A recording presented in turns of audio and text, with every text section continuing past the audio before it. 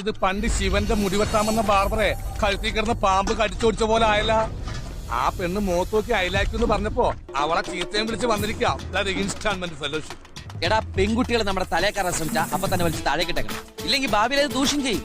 പിന്നെ അയിലേക്ക് എന്നൊക്കെ പറഞ്ഞാൽ പ്രേമാണെന്ന് എന്താ ഉറപ്പ്? അയിലേക്ക് സാമ്പാർ എന്ന് പറയും, അയിലേക്ക് ഇഞ്ചിക്കറി, അയിലേക്ക് അവിയല്, അങ്ങനെ ഒരു അയിലേക്ക് ആയിക്കൂടെ? എടാ, ഈ അയിലേക്ക് മറ്റേ അയിലേക്ക് തന്നെയാ.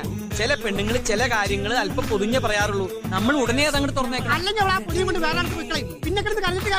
അതെ, നിന്റെ മനസ്സിൽ പൊതിഞ്ഞു വെച്ചേക്കുന്ന സ്നേഹം എത്രയും പെട്ടെന്ന് നീ തുറന്നു കാണിക്കണം. പിന്നെ സ്നേഹം മണ്ണാങ്കട്ടാണ് കുതിരയോട്.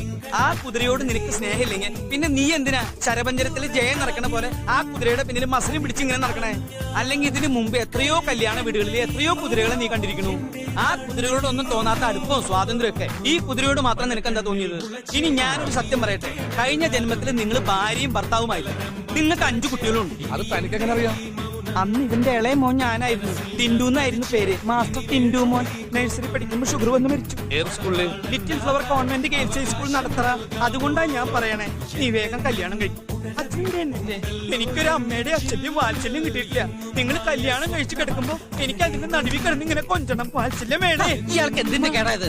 എടാ, അവക്ക് നിന്നെ ഇഷ്ടോ അതറിയിക്കാൻ നീ പാടിയപ്പോ അവള് കൂടെ പ്യാരി.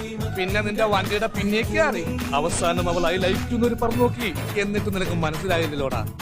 ഞാൻ എന്ത് വേണമെന്ന് നിങ്ങൾ ഈ പറയണം. നീ അവളോട് സോറി പറ. നീ ആ ഫോൺ എടുത്ത് അവളെന്ന് വിളിച്ചേ. പിന്നെ ഫോണ് എന്റെ